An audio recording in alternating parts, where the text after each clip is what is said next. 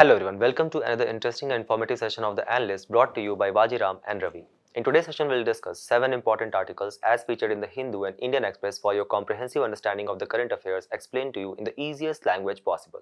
The topics are as follows. In your first topic, we'll try to understand the issues which is being faced by the people with disabilities due to the government apathy even a decade after the enactment of the Right of People with Disabilities Act 2016.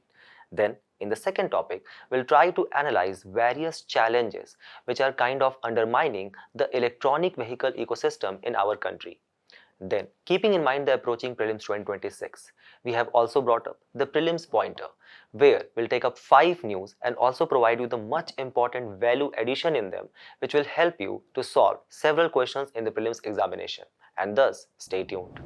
Where in the first article it highlights a very important issue which has also been taken into the cognizance by the Supreme Court, and it has made a very important observation.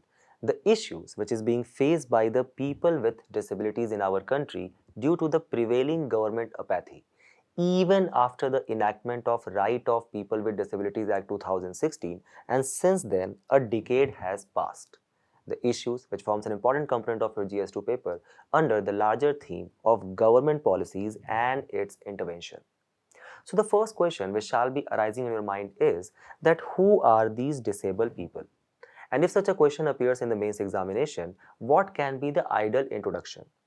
So for that purpose, we will actually utilize an organization, which is the World Health Organization, which states that let's say there are certain class of people who are facing some kind of impairment or participation restriction in performing any kind of activity or in the learning process which is considered normal for the other human beings, then such certain class of people are actually categorized as disabled people. And as per the United Nations Convention on Right of People with Disabilities, these people who are considered or who are being categorized as disabled actually forms an invisible minority, where, for example, their numbers spans to 1.3 billion people globally who are facing some or other kind of disability. Keep this in mind that there does not exist any recent official data for disabled people in our country, because the last time an official data was released was back in the year 2011 census. But replying in the Lok Sabha, the Minister of Social and Justice gave us a kind of an insight into such people who are facing disability in our country by the year of 2024. And according to that reply, there existed 2.2% of the population at that point of a time, or 2.68 crore people in our country who were facing or suffering from some or other kind of disability. Keep this in mind that 80% of these 1.3 billion people globally actually falls in the developing countries, where they do not have adequate infrastructure or sometimes even lack the basic necessities which can actually help them for their holistic development. Also, 70% of them actually lives in rural areas. When we talk in the context of our country, there is a survey which was actually released by the National Sample Survey Organization, which told us that how the people who face some kind of impairment or disability in the movement, there were approximately 54 lakh such people in our country, and the people who were facing impairments in hearing or seeing actually amounted to 50 lakhs each. So to actually provide some basic amenities to these people, to actually help them in various kind of mobilities, and more importantly to actually recognize their right to dignified life under Article 21 of the Constitution, which kind of imposes a very important responsibility on the government. The Government of India enacted the Right of Person with Disabilities Act 2016, under which there are 21 categories of disability which has been listed. For example, the person who is facing blindness, a leprosy cured person, or let's say a person who in his childhood was suffering from polio, and because of that, that person is facing locomotor disability, or a person who is facing dwarfism, intellectual disability, or any kind of mental illness, or if there is a person who is having any kind of specific learning disability, like for example dyslexia, a person with hearing impairment or muscular dystrophy, then many of the times the humans, they actually go to an extent to prove that we have not significantly evolved from our Australopithecus or Homo erectus era, and our intellectual capability is still stuck there. And that's why such humans, they actually end up committing some heinous crimes, like for example acid attack on some other person. So such acid attack victims also are included as a disabled person under the Right of Person with Disabilities Act 2016. Then let's say there is a person who is suffering from PTH, that is Parkinson disease, thalassemia or hemophilia. Then many of the time when you are actually reading about the tribal development, you guys might have read about Anemia Mukt Bharat campaign, where the government has taken up a task on itself that we are going to eliminate anemia, specifically sickle cell disease, by the year of 2047. And under this campaign, we are basically trying to reduce 3% of the cases per year basis. What is this sickle cell disease? Sickle cell disease, first and foremost, is a genetic disorder which is basically passed from the parents, where the red blood cells, they actually become or takes the shape of sickle due to the transmutation, right? Instead of being an oval shape, and that basically leads to blood clotting, and thus the supply of oxygen in your body actually significantly reduces down, overall impacting the functioning of your cells, and thus can significantly reduce your immunity. Then the people who are facing autism spectrum disorder, they also falls in the category of a disabled person under the act. So when we have understood who are these disabled people, their specific data, India specific as well as in the global context, and we have also understood the type of disabilities, let's try to understand the rights which has been provided to them under this specific act of 2016. So first and foremost, it actually expanded the idea of right to equality which has been provided under the Constitution itself, under Article 14 of the Constitution. And it basically kind of put a very specific objective in the front of the government, that the government is going to provide or take some very pragmatic steps to actually provide them the basic accessibility and reasonable accommodation in all the spheres of the government services. The section 3 further expanded the article 21 and said no person shall be discriminated on the grounds of disability at all. And let's say for example, if any such person is being discriminated, then there exist some various high penalties for the offenses. So for example, if there is a government officer who in any way whatsoever ends up violating any provisions of these act, then that person will be penalized, and the penalty or the fine can range from 10,000 rupees to 5 lakh rupees. Or for example, let's say there is a disabled person and you are basically making a fun of that person, you are humiliating that person, and basically kind of trying to compromise his dignity, and that person goes and files a case against you, then that will be counted as a serious offense, and you can actually be imprisoned from 6 months to 5 years. Also, a very famous case which is taking place nowadays, where many of the people, to actually avail the benefits which are provided to these people under this act, they actually try to falsely claim disability benefits.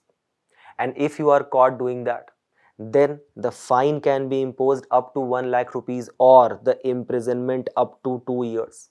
And then obviously the UPSC can also take certain very pragmatic steps to actually kind of debar you from further appearing for the examination, and to actually kind of provide expeditious judgments, and to actually provide the expeditious rule of law. Faster adjudication courts has also been created under the provisions of the act, or special courts has been created. Now when we have understood this provision, the article today revolves around this specific provision of the act, under which the government basically tried to provide these people who are suffering from disability, at least a minimum level of good quality education. And for that, 5% of seats in the higher education were actually reserved for these disabled people. Keep this in mind. As well as the government said that we are also going to provide you 4% reservation in various kind of government jobs. Now some of you might will say that okay, let's say there is a disabled person, how that person will actually avail this higher education leading to a good government job if that person does not have elementary education.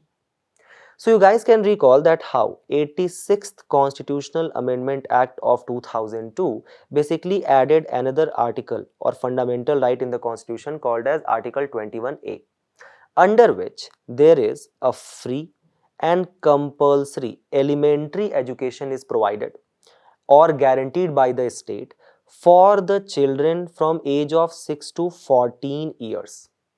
And to actually avail this, the government enacted an act, that is Right to Education Act 2009. Keep this in mind that this Right of Person with Disabilities Act 2016 further expands on this and says that the people who are suffering from disability, they shall be provided the free and compulsory elementary education from the age of 6 to 18 years.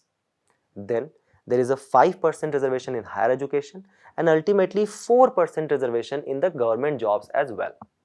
However, are such very affirmative actions which are being taken by the government, are they actually taking fruition at the grassroots level? So there was a report which was published in the Hindu in the year of September 2025, where it stated that how, despite the 2016 law which has raised the reservation to 4%, to actually kind of increase the representation of such people in the union government jobs, but their total number in the union government jobs have never crossed 1.1%. So the total number of people who are working at the various categories of the jobs which are being provided by the union government, they are hardly 20,000 to 22,000 in the last 6 years, thus making just about 1% of the workforce.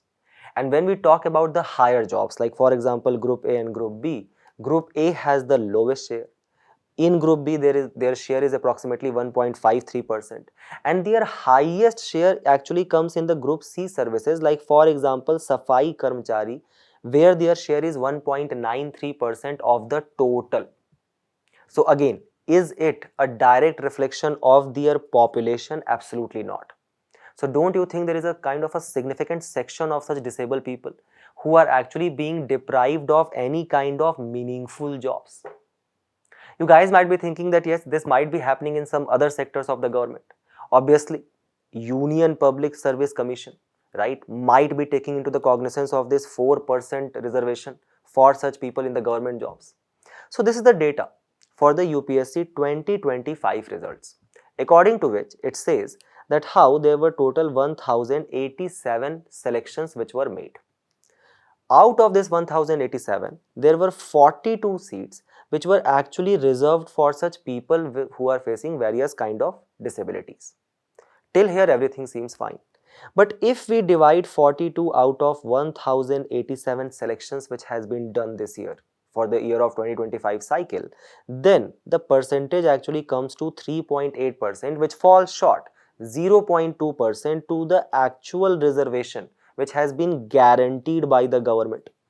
So even the Union Public Service Commission is not taking into the cognizance of these directives of the public, of the Person with Facing Disabilities Act 2016. Again, this is one issue. Then these people, they also face certain kind of other level of discrimination when it actually comes for them to avail such meaningful government jobs. So let's say for example there is a person and this person is facing some kind of disability. Let's say that person is facing hearing impairment.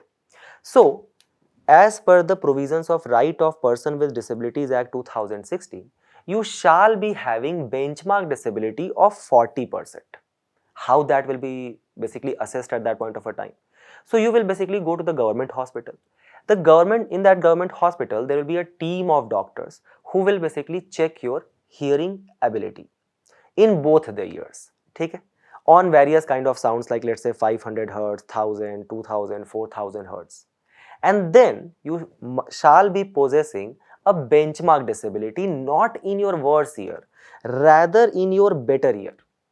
So if the average hearing loss is actually approximately, when the sound is being this, and then the disability is more than 40%. That is considered as a benchmark disability in your better year. So that obviously means that, let's say for example, if in this year you cannot hear 80%, and if in this year you can hear only 20%, even then you are facing disability. Even then you are facing several kind of challenges. But as per the act, will you be considered as a disabled person? No. Will you get all of these benefits which is being provided by the government to these people? Absolutely not. So yes, there exists one side of the coin where there are certain people who are misusing these provisions. But then there are also certain people who are actually facing such disability, facing such discrimination in the larger society, but they are unable to actually avail such benefit. Then in the various government services, there are people who are actually kind of putting certain other restrictions, which happened with an advocate of Himachal Pradesh recently. So he basically appeared for a judiciary based examination which is conducted by the Himachal Public Service Commission, where he had already passed the written test. But when the personality test took place, they said that you have, let's say for example, a benchmark disability of more than 80%. So yes, under the provisions of the act he is eligible, but they actually kind of disqualified him, rejected him, that you have a disability of more than 60% and thus you are unfit for the job itself, because that job will require at least this percentage of hearing. So even that person is actually on the other verge of a spectrum where he is facing a high level of disability, and thus his chances of actually securing a meaningful job and thus living a dignified life is actually very low. I am talking about in the terms of 0.00 percentages. Even then, he is being discriminated on that ground itself. And this was the issue which was taken into the cognizance by the Supreme Court. Supreme Court said that the state cannot impose arbitrary upper limits of disability to exclude the candidates. Why? Because Right of Person with Disabilities Act 2016 only defines the base threshold, which is 40% for the reservation. And the Supreme Court basically evoked the reasonable accommodation principle which has been mentioned in this Act of 2016 itself, which directs the state to make adjustments to be made to enable the disabled person effectively counter such barriers, entry barriers in the job. So this was the issue. Again, does the issues or the list of the issues ends here? No. So for example, there prevails policy blindness from the side of the government itself when the government is making such a scheme for their benefit. For example, keep this in mind that when the government is kind of bringing schemes for these people, there is no data-based policy making which is taking place. And for that purpose, we are basically referring to a survey released by NSO, according to which only 28% of the people with disabilities have disability certificate. So they are eligible enough to kind of avail the benefits of the government. Second, only 21% of them actually receive some aid from the government. However, 1.8% people actually take the help from the various kind of NGOs which exist. Like for example, Ability Foundation is there, or for example, Sugam Saksham, kind of a organization which works in the region of Maharashtra is there. So don't you think that there exists no data-based policy making which is a direct reflection of the prevailing policy blindness? So there are a lot of such eligible individuals who actually end up missing these benefits, and thus the prevailing inequities among such disabled people and the people who are, let's say for example, people like us who are able to talk very freely or write very freely, right? So there is a large scale inequity, and that is further being exaggerated thanks to this policy blindness. Second is the discriminatory tax barriers itself, which again establishes the policy paralysis altogether. So for example, the government is saying that yes indeed, we have enacted an act, that is Right of Person with Disabilities Act 2016, and we are trying to implement or safeguard your Article 21, that is right to dignified life. What you require for that? You are saying that, I'm facing difficulty to walk. Can you provide me, let's say, a motorized wheelchair? The government is saying yes, absolutely, right? Buy it. Go into the market, buy it. But you know what? At the same point of a time, also pay us 5% GST. This is the heading of the news which says GST on assistive devices. Why are people with disabilities which being taxed for their survival altogether? For assistive devices or medical aids like prosthetic limbs, wheelchairs, braillers, etc. So don't you think that first and foremost this person is not getting a good meaningful job, so there exists an entry barrier there itself. Then even if that person has got such job, let's say he has secured some job, then you are saying that any purchase which this person is going to make, you are going to charge taxes on that as well. Don't you think that will eventually lead to what? High out of pocket expenditure.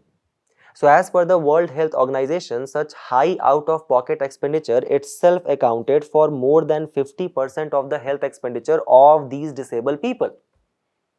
Then you guys might be thinking that theek hai, government might be collecting these taxes to actually create schemes or to provide more funds to these people to kind of subsidize these products, and thus the budget allocations specifics to the person with disabilities might be significantly increasing over the years, and the data is in front of you. It has significantly declined in the last few years as a percentage total. Again, beside all of these entry barriers which already exist, these people, they also faces several other shortcomings. The shortcomings which basically prevails in the act itself. So for example, the Rule 15 of the Right of People with Disabilities Act says that there shall be accessibility norms for your internet and communication technology products which shall further enable the digital inclusion of these people. Basically, the government is saying that, let's say for example, we are going to create a scheme for you, and for that we'll create a portal. You register on that portal and we'll provide you a lot of various benefits there. Achhi baat hai. When the government is going to design this app, don't you think that the government will take the cognizance of the people with disabilities? Like for example, if someone doesn't have a hand, or if someone doesn't have eyesight to see, he's facing from eyesight blindness. Yes, indeed. So let's say for example, if I'm actually going to the PM E-Vidya scheme, this is the app of the government. I have a small question. If I do not have hand and I am not using prosthetic limbs, if I do not have a good eyesight, how I am actually going to use this app at all? That is the issue. Second, the lack of ramps, accessible toilets and transportation for these disabled people. Just look at this non-accessible India report, right, which was released by UNESCO, where they actually surveyed various public buildings. They said that almost 50% of the public buildings in India, they do not have any ramps. 75% of the buildings do not have any availability of wheelchair at all. Only 5% of the buildings had any kind of tactile paving. 3% of the public buildings in India were actually fully accessible for such disabled people. Then the government is saying, we are going to give you unique disability identity cards, where you will be basically categorized on the various levels of disability. Let's say you have 40% disability white, more than 40 and between 80% yellow, more than 80% red classification, right? And we will register you. Registration of the medical authority will be done on this portal itself. But now look at the shortcomings. The accessibility standards are treated as advisory and not mandatory, for which you can actually quote the Non-Accessible India campaign and report. No compliance and penalty mechanism. Then let's say if you are going to the hospitals, there exists lack of health infrastructure, the shortage of specialist doctors, diagnostic equipments. Let's say that you basically give up on hope of that, okay, the government is going to provide me any kind of substantial support, and you said that, you know what, I am going to basically take the task on myself and I'm going to work and I'm going to earn, and thus I'm going to provide me a meaningful life and to my family. And for that purpose, you basically enrolled in MG Narega. Now, as the MG Narega is a scheme which is being charged on the Consolidated Fund of India, under the Aadhaar Act of 2018, it is basically mandatory for you to avail the Aadhaar, and only then you can actually avail the benefits of the MG Narega scheme, where you can perform some kind of manual work if you do not have education, high education. So you are saying, okay, I'm going to MG Narega. For that, you require now a mandatory Aadhaar. But as per the current rule, biometric authentication has been made mandatory as well. How a person who does not have a hand, or let's say for example has lost his cornea, how the eye checkup will be done, how the fingerprints will be taken. Thus, the government schemes which still mandatorily submits the proof of identity many of the time, which actually act as a kind of an entry barrier for various such people who cannot even enroll in MG Narega. Beside all of this, there are the violation of fundamental rights which they face on the streets on daily basis. The first and foremost is the social stigma itself, that which is being created from the limited awareness in the larger section of society.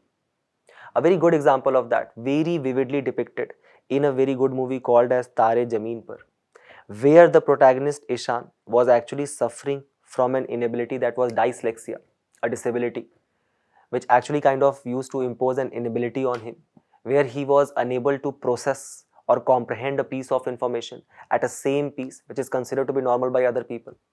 So what was the response of his parents to this issue of dyslexia? They made fun of him. They basically called him lazy. They basically humiliated him, which ultimately led to what? Ishan actually facing depression. So these entry barriers have actually led to their limited representation. For example, only 55% of these disabled people are literate, and only 60% of or 40% of them remain employed, and 60% of them remain unemployed. Just look here, over 80% of disabled people lack any kind of health infrastructure in India, and 42% of them have not even heard of central government's flagship scheme like Ayushman Bharat Yojana. Also, the digital divide which they are facing, just right now how I showed it to you. So, considering the internet penetration itself remains with 47% of such disabled people, what about those 53% people who does not have any idea whatsoever about the internet activities which are taking place? Don't you think it actually render them entirely obsolete from the activities of the industry 4.0 itself?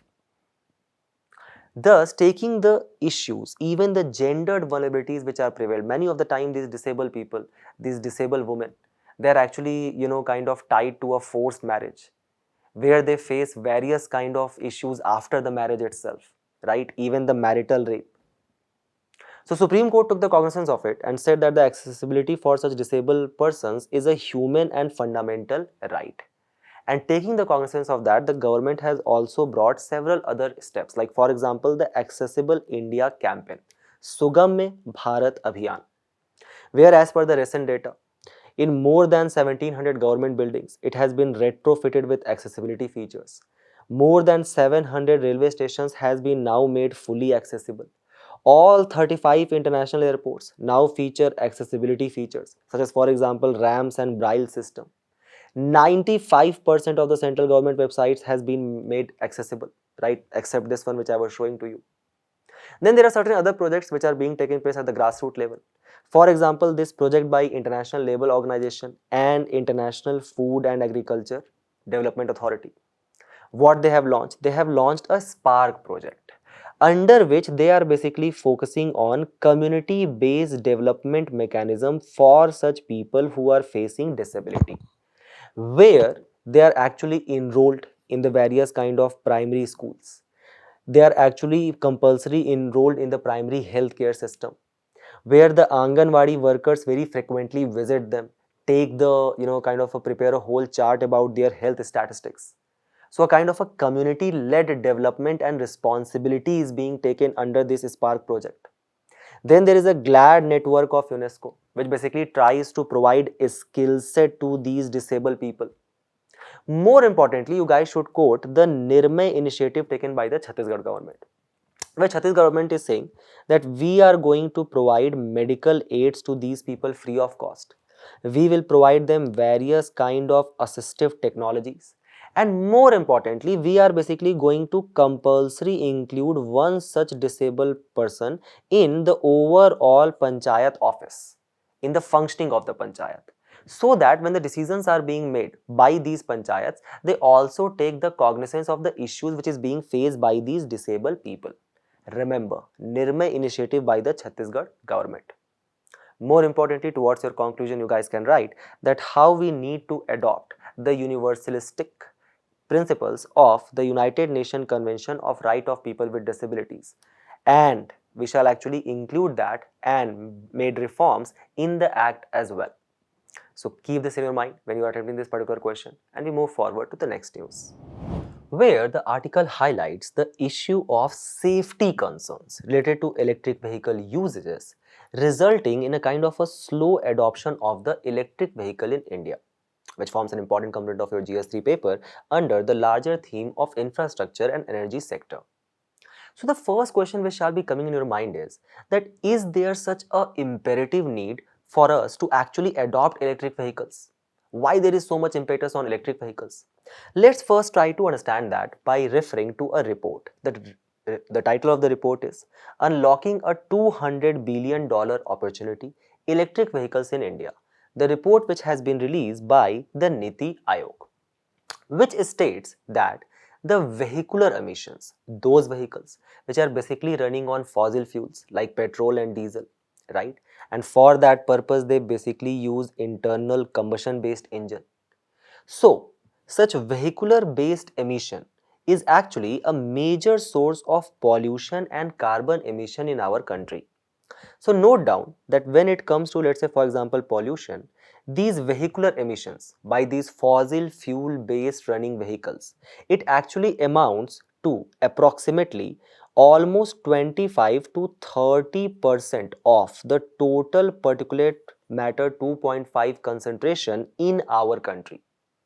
Or, for example, this vehicular emission actually contributes to 4.6 million ton of carbon dioxide emission annually, which basically contributes to 14 to 15 percentage of the greenhouse gas emission in our country. So, if we are going to switch to the electric vehicles, don't you think we are also going to safeguard our lungs? We are going to reduce the cardiovascular diseases because of the less smoke and less smog. At the same point of a time, it is also going to actually help us to achieve the Panch Amrit target. The Panch Amrit target, which was taken by our country in the Conference of Parties 26 of United Nations Framework on Convention on Climate Change, which took place at Glasgow, Scotland, where we basically decided 5 very ambitious targets for our country to achieve in the future. One such target is that by the year of 2030, almost 500 gigawatt of our total energy supply will actually come from renewable energy or renewable sources. Another very important objective is that we are going to become a net zero emission country by the year of 2070. So don't you think such adoption of electronic vehicles will actually reduce down the carbon dioxide emission and thus will help us to decarbonize our industries and sectors as well? Further, it is also going to reduce our import dependence. So keep this in mind that the transport sector actually accounts for 18% of the total energy consumption which we are doing in our country. Now, let's say for example, if we are switching from such internal combustion based engine to electronic vehicles who are basically, let's say, running on lithium ion batteries, then we will end up saving almost 96 million tons of oil equivalent energy. Thus, we will actually end up significantly reducing our import dependency on the crude oil. The most immediate benefit which you guys can see is that how it will actually provide us the security cover from the recent geopolitical disturbances which is taking place in the West. Because of which, it is very obvious that in the near future itself, the government is going to increase the prices for petrol and diesel for sure. The moment that starts increasing, the logistic cost will increase, and that will lead to the issue of imported inflation, which will be start reflecting in your consumer price index. The moment that takes place, the prices of the products starts rising. Don't you think your demand for that product is going to substantially decline? And thus it will actually end up creating a vicious cycle of unemployment in our country. For example, just to give you a context, the Logistic Performance Index, which is released by World Bank. So our country has a ranking of 38 there. So this Logistic Performance Index tells us that let's say there is a product which is being consumed in India. The input cost of that product is 100 rupees. Out of that 100 rupees, 14 rupees is nothing but the cost of logistic. Okay. Just to give you a context, if we compare that with developed nations like for example USA and China, the logistic cost for their product as a total of input cost is nothing but 7 to 8%. However, in our country it is approximately 14 to 15%. And don't you think that this logistic cost also include this imported inflation? This inflation is inflationary prices of these crude oil. So if we are actually going to switch to electronic vehicles, we will not be requiring this imported cost of inflation, this crude oil prices.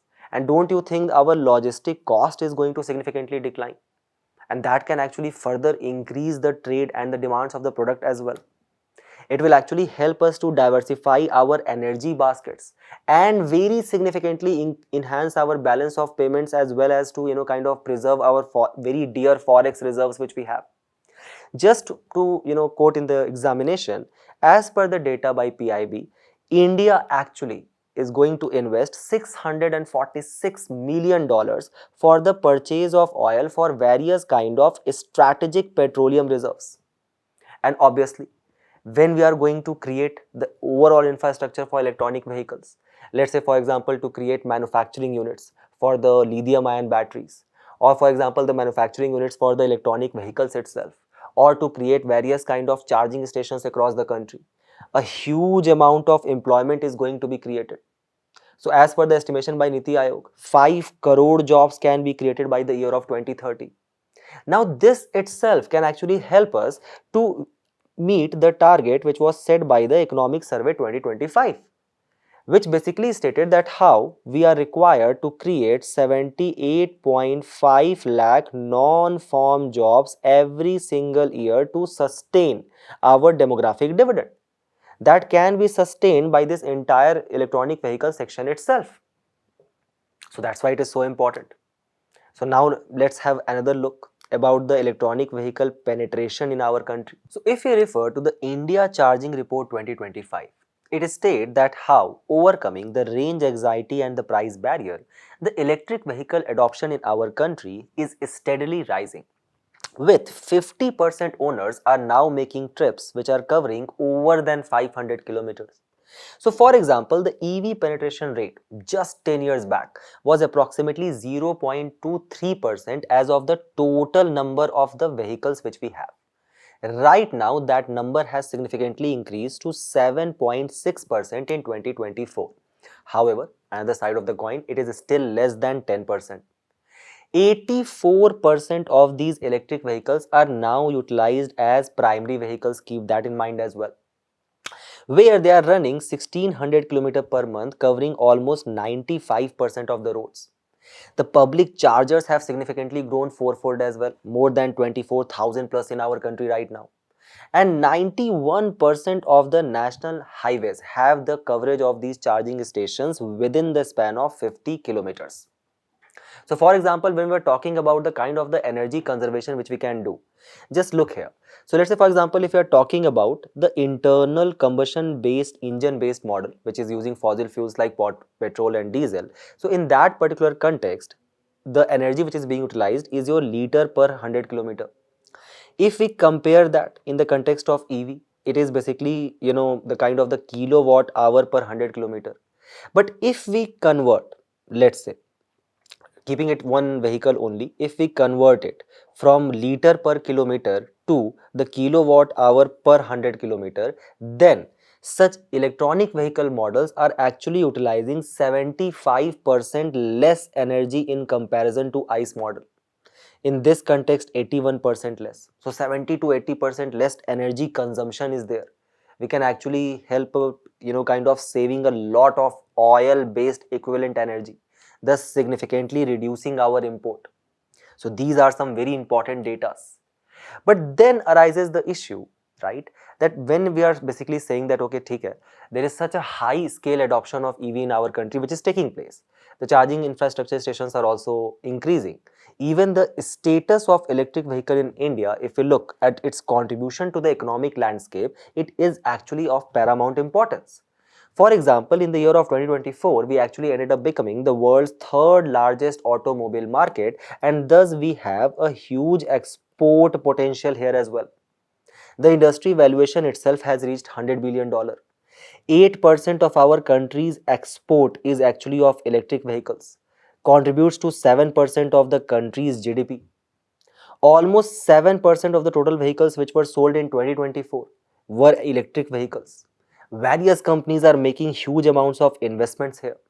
Niti Aayog has also set some very ambitious target where it is saying that, okay, by the year of 2030, 30% penetration in private cars, 70% of commercial vehicles and 80% of 2 to 3 wheelers are actually going to be electronic vehicles.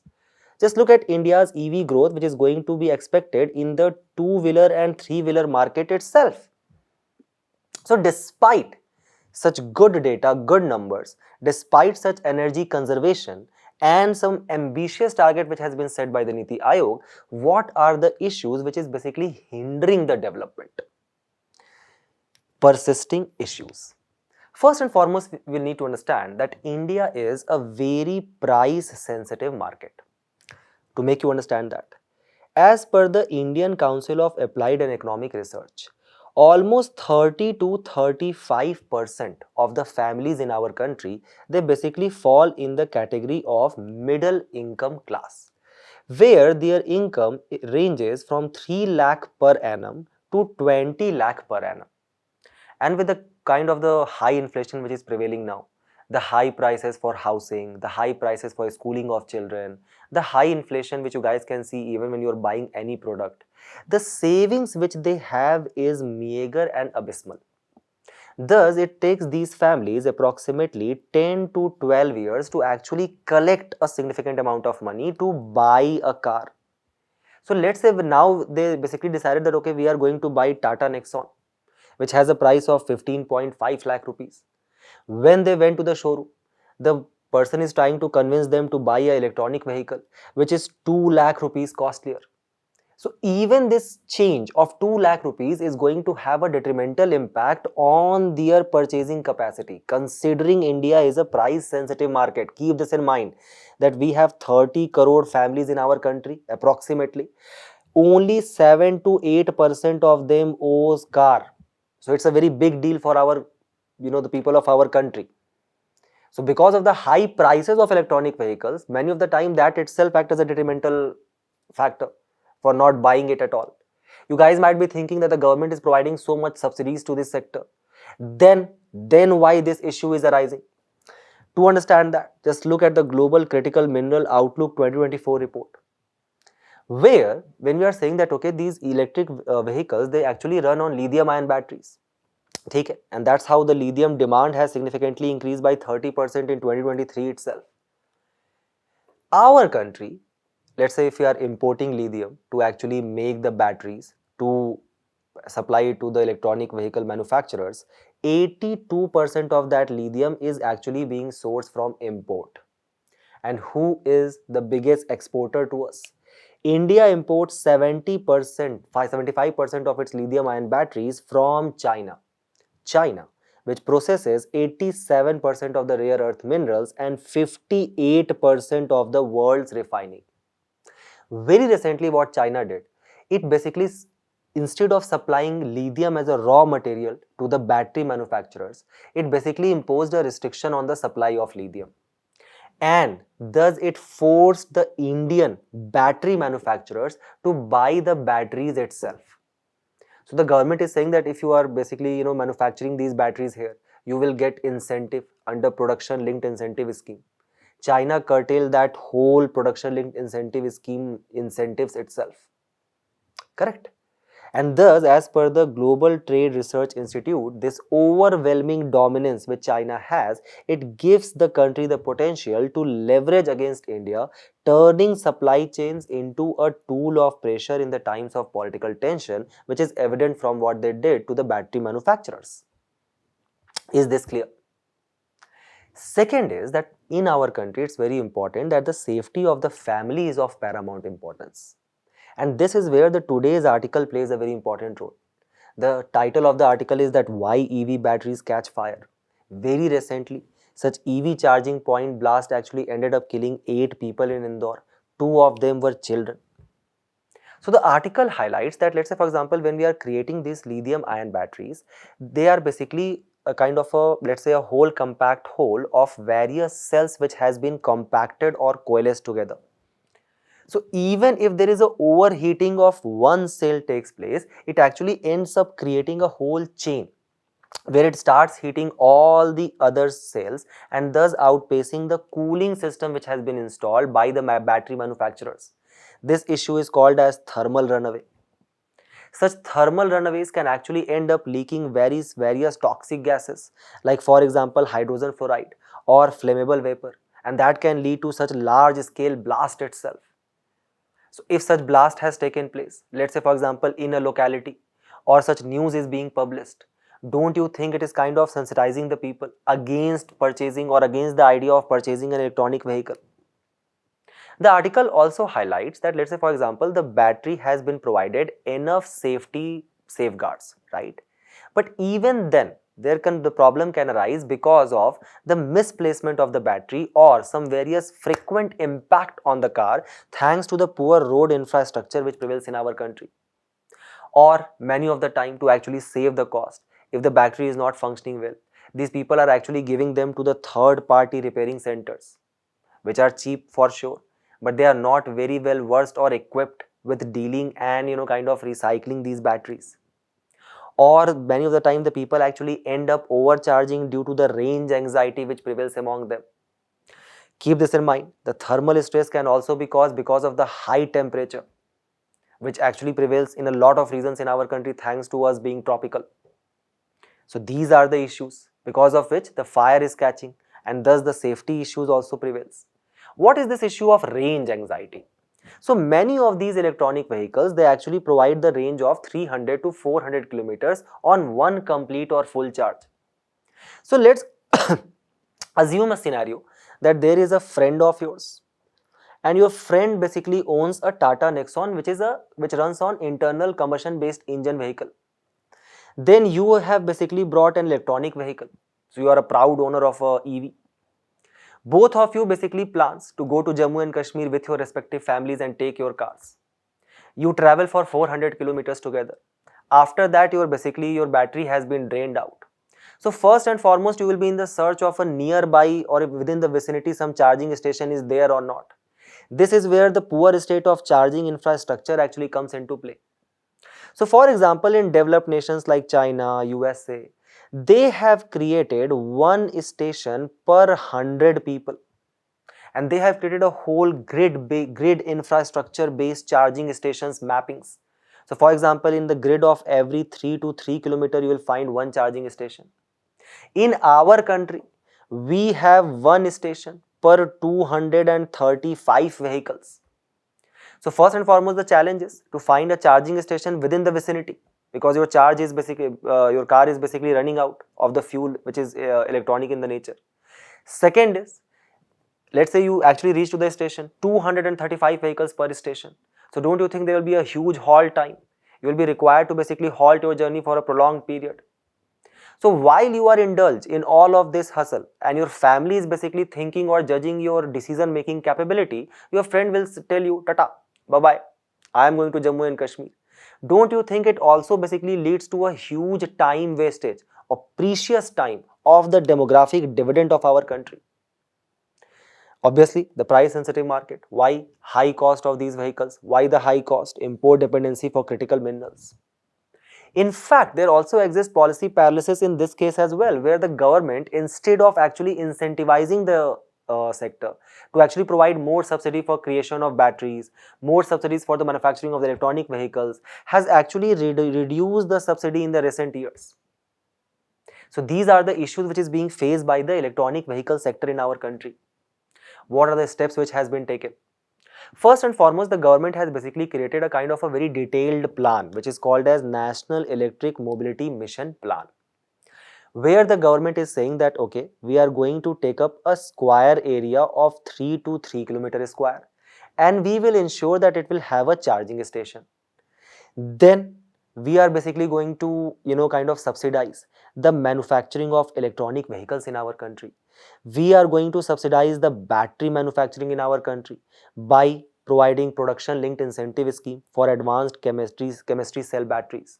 And then we are also going to indulge in the procurement of cheap raw material, that is lithium. Let's say, for example, for which purpose we have also launched Kabil. So we are trying to indulge in various kind of research and exploration projects in the lithium triangle country. A small job which you people have, just comment down which countries forms the part of lithium triangle. So we are trying to indulge in that also. Similarly, we have also launched our national critical mission plan. We are trying to indulge in various kind of exploration of such critical minerals in our country. For example, the discovery of lithium which has taken place in the Riyasi district of Jammu and Kashmir. Then the government has also brought Pradhan Mantri E-Bus Seva Payment Security Mechanism scheme, where we are basically providing a lot of electronic buses, especially in some major cities. Various states have also tried to promote electronic vehicles by providing them exemptions from road taxes, lowering down the toll fees for such green plate vehicles, zero parking fees. Two models which you guys can actually quote in your answer as a way forward. But before that, also do not forget to quote the FAME India scheme, the faster adoption of electric and hybrid vehicle by offering upfront incentive on purchase of electric vehicle to support two-wheelers, three-wheelers, four-wheelers, buses, to create more than 2,700 charging stations in this grid system. For that, 10,000 crores outlay has been done.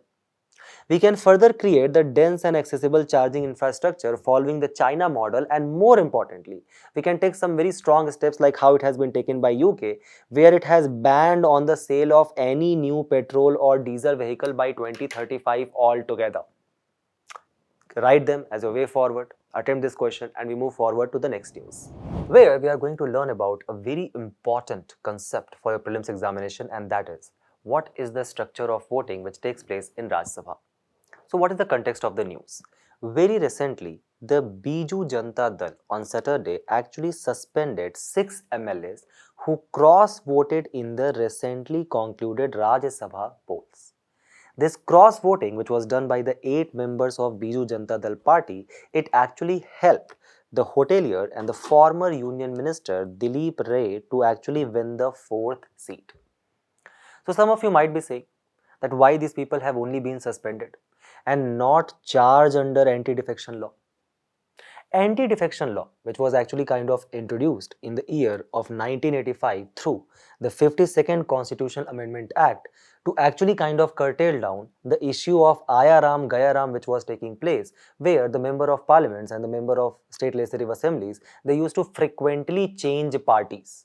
So to actually curtail down that issue, this anti-defection law was introduced under the 10th schedule of the Constitution, where it says that, let's say for example, you fought the election on the ticket of a party, and the moment you joined any other party, right, while within the tenure of those 5 years, then it will be considered as defection and you will be disqualified from holding the seat in the parliament or in the state legislature. Now, if the member voluntarily gives up the membership, right, then this particular case does not apply. But keep this in mind that it is not only limited to the formal resignation. So a defection is not only considered that when, okay, I am going to be formally resign, only then I have voluntarily give up my membership. Rather, if you are publicly opposing the party ideology, or if you are abstaining from any kind of direction which has been given by the party, or if you end up voting against the directive which has been given by the whip which has been appointed by the leader of the party in the parliament. So keep one thing in your mind, that does this concept of not adhering to the directive of whip to vote only for a certain person on the lines of party, and if you do not vote, that will be considered as a case of a defection, does the anti-defection law is also applicable to the voting which takes place for the election of Rajya Sabha.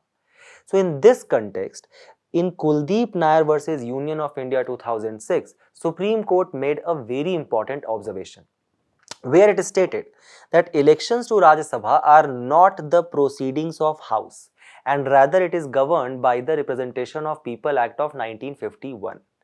Thus, the voting in the case of Rajya Sabha will take place in a case of open voting, right? So there will not be a hidden ballot. So if like to whomever you are voting for, it will be directly be visible to each and every member.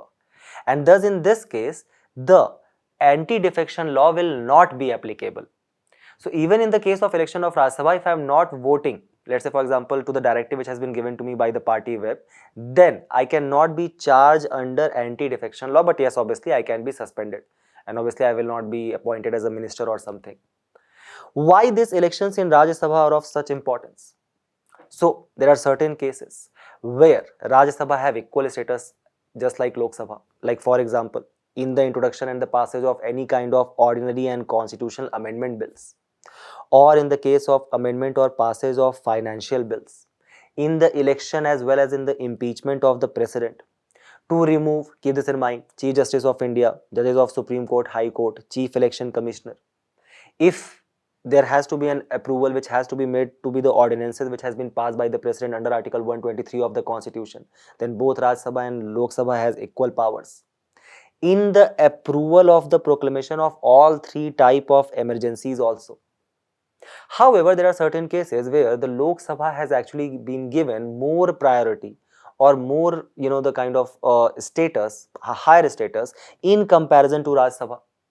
For example, in the context of money bill, obviously, under Article 1110, it can be introduced only in Lok Sabha. Rajya Sabha has no power to amend or reject a money bill. The maximum it can do, it can see the face of money bill for 14 days and then it will automatically be passed to Lok Sabha and can be considered as passed. Whether a bill is money bill or not, who decide? Speaker of Lok Sabha. Rajya Sabha can only discuss the budget but cannot vote on the demand for grants which is voted only by the Lok Sabha. For any resolution of discontinuation of a national emergency, it can be passed only by the Lok Sabha, and your Rajya Sabha can also not pass the no confidence motion. But then there are certain powers which Rajya Sabha has which are considered as special powers. For example, Article 67. So Rajya Sabha alone can initiate the removal of Vice President. Article 249.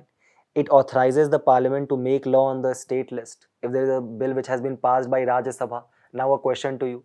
Such a bill to make, which gives the power to the Parliament to make a law on the state subject, such a bill passed by Rajya Sabha has to be passed by simple majority or special majority. Under Article 312, it can actually authorize the Parliament to create a new All India Services and can approve all type of emergency if Lok Sabha has been dissolved. So this is your entire structure of the Rajya Sabha under the 4th schedule and Article 80 of the Constitution, where 238 representatives of states and UTs are elected indirectly, how it was being done, and 12 are nominated by the President from the field of art, science, literature and social services. These allocation of Rajya Sabha seat actually depend upon the population of the state. Remember, Rajya Sabha is the permanent house, so it never gets dissolved completely. And thus every 2 years, 1/3 of the member retire after completing their respective 6-year terms. Just try to attempt this question on a small discussion of 7 minutes which we have done and see whether your people are actually getting to the right answer or not. Moving to the very interesting election system which takes place in Rajya Sabha. So let's try to understand this. First and foremost, the candidates are fielded by the political parties. They should be proposed by at least 10 members of State Assembly or 10% of the party strength in the House. Okay? Now let's say these members who are now indirectly being elected by the Legislative Assembly as well as the UTs. Itna clear? So there exists two concepts. One, each and every person who is voting has a single but transferable vote. Second, there exists a system of proportional representation. We'll try to understand that. So let's say there is a state and the name of the state is TO. And TO has 100 members in Legislative Assembly. Okay? Very recently the election was conducted, the 100 for 100 seats, and there are 100 members. In the recently concluded elections, there were only two parties who contested. One party which won the majority, it has 70 seats in the legislature, and one party who has got 30 seats. So now if you look at the ratio of the division of the seats of the party A to B is 7:3. Let's divide them by both by 3. So we can actually get the ratio of 2:1. Now when we talk about the proportional representation, try to understand this. The number of the seats which this party has, which is in the proportion of 2:1. This is the exact proportion of seats which they will also win in Rajya Sabha. And that why till the year of 1998, they never used to conduct Rajya Sabha elections at all. They just used to nominate the members, and they knew that okay, these many people are going to get elected, right, anyway. And that's why the elections do not used to take place. Okay. But now let's try to understand this system of proportional representation. So let's say the election is taking place for 3 seats in Rajya Sabha. Okay. Let's say if it was 6 seats. So if we go through this proportion, how many members from the party A can get elected? 4. How many members from party B can get elected? 2. In this case, there are 3 seats. Now let's try to understand that how this 2:1 ratio actually works out. So if there, what we'll do, we'll kind of try to apply this formula. So formula is how many numbers of votes has to be polled. There are 100 people. Okay.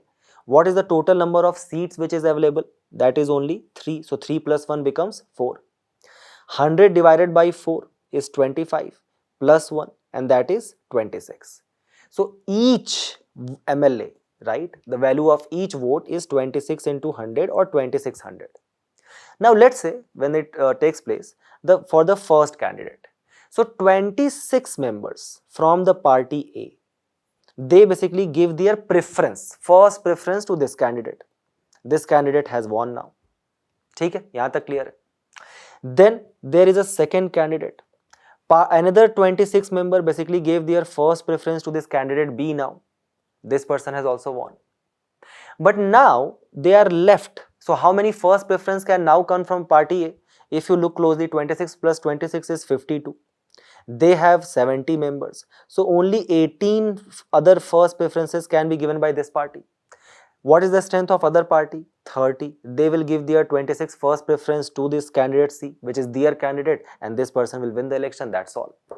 So this is the system of preferential voting, and thus the ultimate election in Rajya Sabha actually takes place as a proportional representation of the seats which is being held by these parties in Legislative Assembly and Union Territory. And the voting is not that one person, one vote, rather each person has a transferable vote. So you basically vote on the basis of preferences. So remember this thing, remember this voting method, remember the value of vote, very dear to you for the prelims examination, and we move forward to the next news, where we'll quickly try to learn about a new scheme, right? A scheme which has actually featured in the news, not a new scheme. The scheme was launched in 2019, and that is Jal Jeevan Mission. So first and foremost, what is the context? So amid the concerns over the inflated cost of work which is taking place, in the first phase of the Jal Jeevan Mission, the center is now set to undertake a rationalization exercise by scrutinizing the projects which are actually costing more than 100 crore before the funds are actually released to the states itself. Now, what are these new directives by the government of India? First and foremost, the government had basically promised that it is basically going to provide 55 liter per consumption day of safe drinking water to, keep this in mind, every rural household through a functional household tap. And the deadline earlier was 2024, but now the government has extended it to 2028. But the government is saying that there are a lot of such projects, like for example, more than 750 projects under Jal Jeevan Mission were actually costing more than 100 crore rupees. And almost 67 of these projects had a cost of more than 1000 crore rupees. So the government is basically sensing some kind of corruption which is taking place at the grassroots level. So the government said that now we are going to do the cost rationalization for any such project which is costing more than 1000 crore, and the scrutiny will be done by the Central Public Health and Environmental Engineering Organization, which basically functions under the Ministry of Housing and Urban Affairs. Keep this in mind. The government said that let's say there was already a fund which was released by the central government, and you basically showed that yes, you are utilizing this fund for this particular project, let's say to provide a tap water connection to this 50 houses hamlet. But now you are saying that okay, some, let's say misappropriation of fund has taken place, or there is extra fund which is required for the development of tap water, piped water connection in that region. But the government has already passed the budget, already has given you that money. Then the government is saying that no further central assistance will be provided for any such retrofitting scheme. Some salient feature of Jal Jeevan Mission. Launched in which year? 2019. Under which ministry? Ministry of Jal Shakti. What is the budget allocation for this year till the year of 2028? 8.7 lakh crore. What is the share of the central government in that? It is 3.59 crore.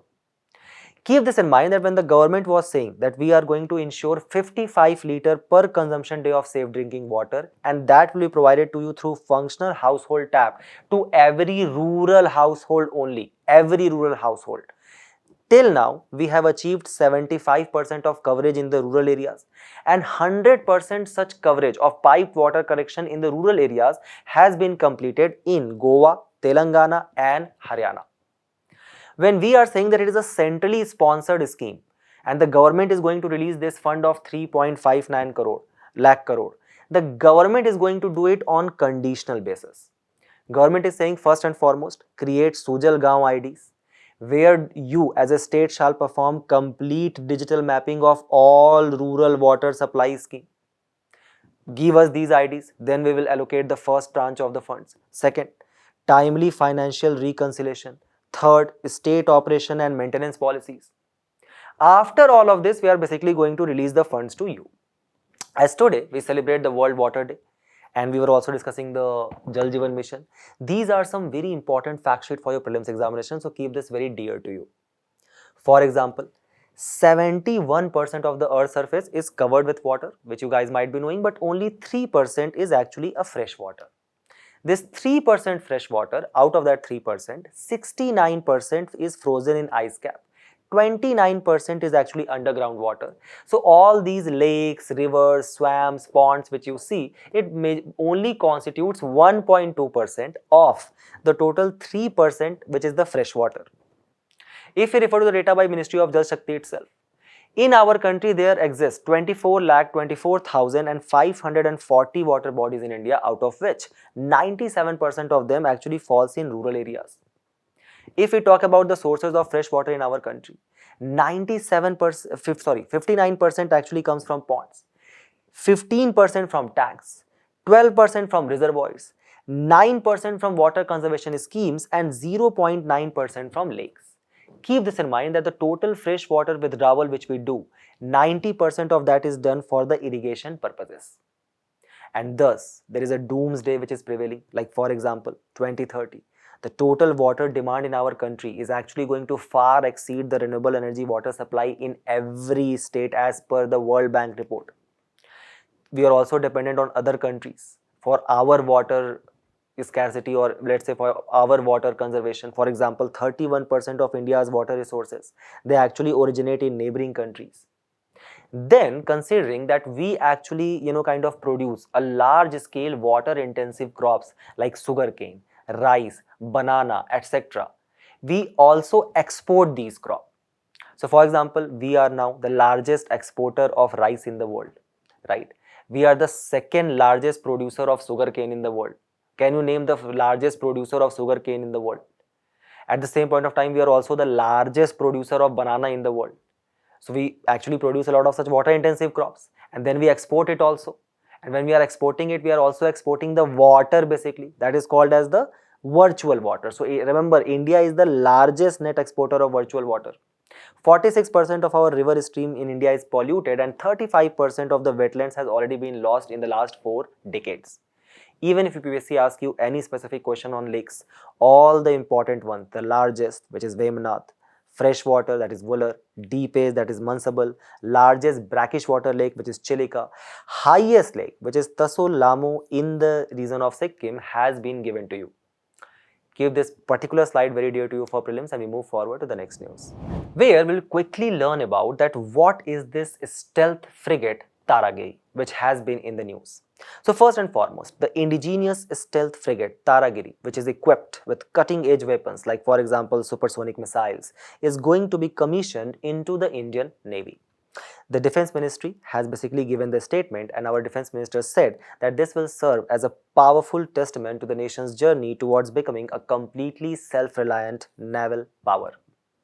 Remember, various such stealth frigates which we are discussing, right, like for example Nilgiri or Taragiri, they are actually being developed under a project. The project is titled as 17A, where the ships are actually being constructed by the two major shipbuilding companies, right, which are your GRSC as well as your MDL.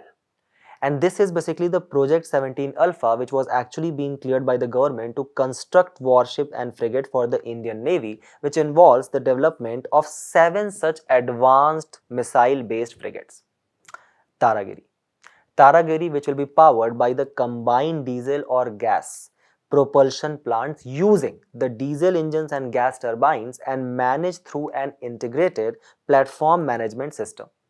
The ship will be fitted with a supersonic surface-to-surface missile system. Your various kind of rapid-fire guns will be also be installed for effective naval gunfire support. It also has a triple tube lightweight torpedo launchers and rocket launchers which will add punch to the anti-submarine capability as well. It is basically being designed to operate in the blue water environment, a very hostile environment which prevails in the region of now Indian Ocean, right, including your Bay of Bengal and Arabian Sea. There has been an integrated construction philosophy which has been done. So it is now not only being designed as a kind of a vessel which can actually, kind of sail for a long period, but also contains a heavy machinery, your anti-surface, anti-air and anti-submarine warfare. The long-range surface-to-air missiles, BrahMos supersonic cruise missiles and anti-submarine torpedo can be installed as well, including your Barak 8, which is an anti-aircraft missile, and Shakti electronic warfare suit as well. Remember, this is being done under another project, and that is Project 15B. So, it is a follow-on program from Project 15A to actually build the stealth-guided missile destroyers of the Indian Navy. The ships which are created are actually classified as Vishakhapatnam class, created by the Mazagon Dock Shipbuilder Limited, MDSL. 4 ships has been created. The displacement is 7,400 tons. The propulsion system includes your both gas as well as, in this case, diesel as well. Keep this in mind that the weapon systems which can be installed include your BrahMos cruise missile, Barak surface to air missile, your advanced radar systems like MF Star, including your electronic warfare system. Some specific facts which you shall keep in your mind when it comes to Indian Navy. So, as per the Ministry of Port, the revised coastline of India is 11,098 kilometers. The overall maritime boundary which we have. The largest maritime boundary which we share is with Bangladesh. Then it is with Sri Lanka. Then we share it in the chronological manner with 5 more countries being Pakistan, Myanmar, Indonesia, Thailand and Maldives. May the Lord of the Oceans be auspicious unto us is the motto of the Indian Navy, and the Supreme Commander is the President of India. Why we celebrate Indian Navy Day on 4th of December? Because during the India and Bangladesh liberation war which we were fighting at that point of a time with the with the West Pakistan, we had basically launched an Operation Trident 1971, under which we basically, our Indian Navy, it attacked the Karachi harbour and basically secured a very important naval victory, which we did on 4th of December, and that's how we celebrate the Indian Navy Day on that day. So remember these important facts. Remember specifically your Taragiri and the kind of the capabilities it has. Remember the name of the specific missiles in front of them, and we move forward to the next news, where we'll quickly try to understand about who built the Great Wall of China. But surprise, surprise, before that, a kind of a myth busting activity which we have to do. Because today's article has kind of broke a very important myth which prevails, and that is one of the most common claims about the Great Wall of China, that it is the only man-made structure which is visible from the space to the with the naked eye. This idea, which has been circulated in various textbooks and various trivia, etc., however, it is nothing but a myth. Astronauts have confirmed this.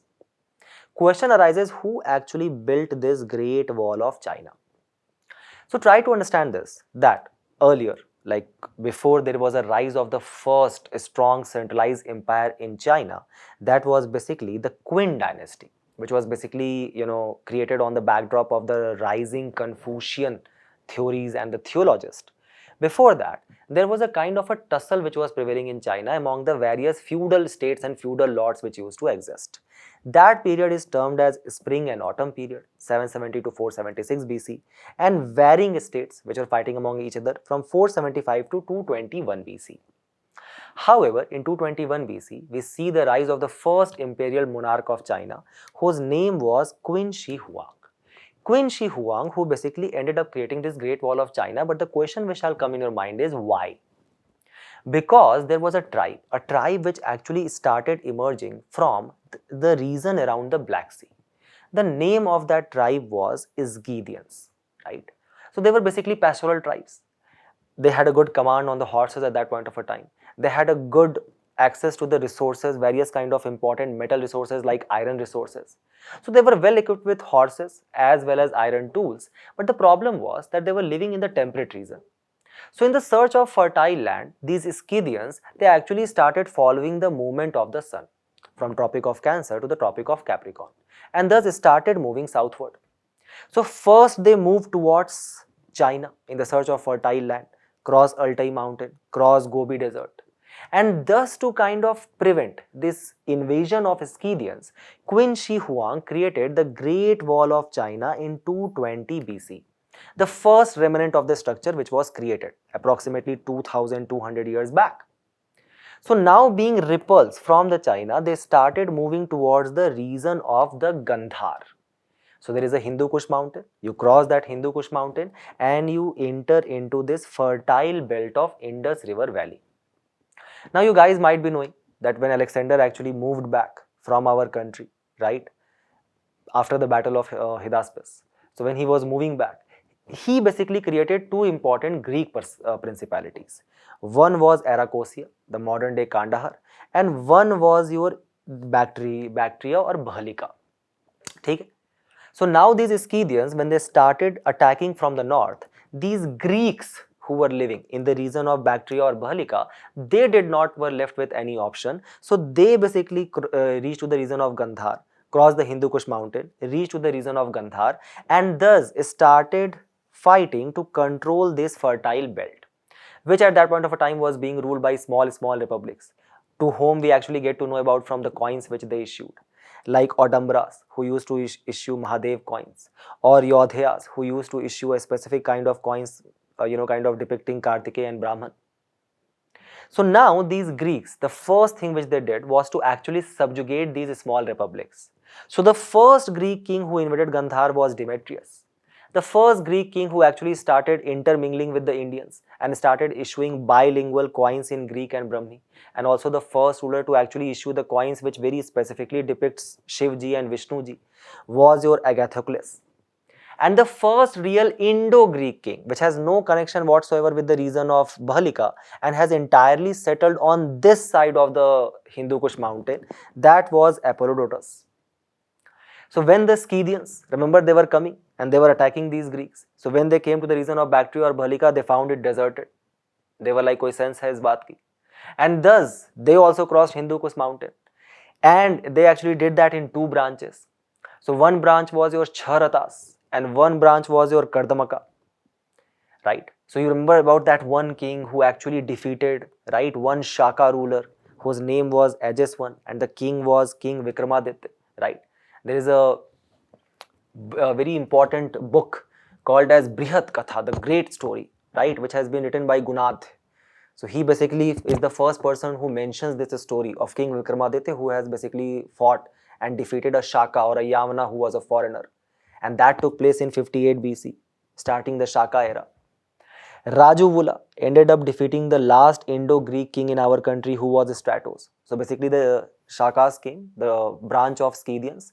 They defeated the Indo-Greeks and they settled in that region. You guys can recall one Kardamaka branch king Rudraman, who issued the Girnar inscription, which tells us that how this Sudarshan lake was created by a minister. The name of the minister was Pushyagupta, who was a minister of Chandragupta Maurya, and he has created this Sudarshan lake, which was once renovated by Ashoka, and now I am the person who is renovating it again. Then another branch of Scythians were your Parthians or Pahlavas, whose first ruler was Mithridates, and the most important ruler as per Takht-e-Bahi inscription was Gondophares, under which the first Christian missionary arrived in our country, Saint Thomas. And then ultimately another branch of the people who crossed that Hindu Kush mountain was Kushans, right? The ruler who established the Kushans dynasty, Kujla cat faces, ultimately Vima cat faces, who started issuing the gold coins. And then you guys might have read about the Kanishk who conveyed the fourth Buddhist council in the region of Kundalwan, Kashmir, right, which led to the formal establishment of the Mahayana school of Buddhism. Or for example, the Kanishk, under which the two important art schools developed, the Gandhar and the Mathura school. So, the first remnant of this Great Wall of China was actually made by Qin Shi Huang. Then, under the Han dynasty, so for example, the Buddhism from our country reached to China in the time period of Han dynasty, right? So, there was basically a King Ming of Han dynasty who saw a dream that how there is a person across the Himalayas who has got all the knowledge in the world, and thus he has got halo around his head called as Prabha Mandal. So he basically sent the Chinese ambassadors to cross Himalayas and bring that person. But Buddha has already died years back before that. So ultimately they got two Buddhist monks who established the oldest Buddhist monastery in China in the year of 68 CE, called as White Horse Monastery, right, in the Henan province of China. Under which dynasty? Under Han dynasty. Largely this Great Wall of China was actually built under the Ming dynasty, where they have utilized brick stones, various kind of stone slabs with lime mortar, and they used to act, this Great Wall of China used to act as a kind of a garrison with various fortified passes. So remember a kind of a very good revision of ancient history, and we move forward to the last news of the day, where we'll quickly learn about a very important species which has featured in the news, and that is Nilgiri Tahar. What does the news says? So in 2024, this Chokra Mudi Hills under the Bison Valley Panchayat near Munnar in Kerala were known primarily as the hub of encroachers. But now, just 2 years later, thanks to the efforts taken by the local officials, the landscape has been transformed into a thriving natural habitat for the endangered Nilgiri Tahrs. Nilgiri Tahrs, which are ungulate and the only species in the genus of Nilgiri tragus. Thus, it is a state animal of Tamil Nadu, and it has been listed as endangered on the International Union for Conservation of Nature's the list of threatened species, and it is endemic to the Western Ghats, majorly found in the southward of the Western Ghats. Okay. The largest population is in the Eraviculam National Park in Kerala, and they are majorly found in the high altitude grasslands as well as Shola or the tropical montane forest. This Eraviculam National Parks, it basically forms part of which larger biosphere reserve, that is Nilgiri Biosphere Reserve. Here is the list of all the important biosphere reserves in India. The Nilgiri Biosphere Reserves, remember, is the first and the largest protected forest area in our country, and also contains the largest population of Asian elephants and lion-tailed macaque. It basically consists of two important national parks, Mudumulai and Mukurthi National Park, and Satyamangalam Wildlife Sanctuary in Tamil Nadu. Then Nagarhole and Bandipur National Park in Karnataka, and Silent Valley, Aralam Wildlife Sanctuary, Wayanad National Park, and Karim Puza Wildlife Sanctuary in the region of Kerala. All of this basically constitute this Nilgiri which you people are seeing here. So keep this specific table in your mind. And with this, we have reached to the end of our discussion today. Do not forget to attempt the questions at the end of the video and test your knowledge. We will meet in a very interesting discussion very soon. Till then, all the very best for your preparation, and thank you.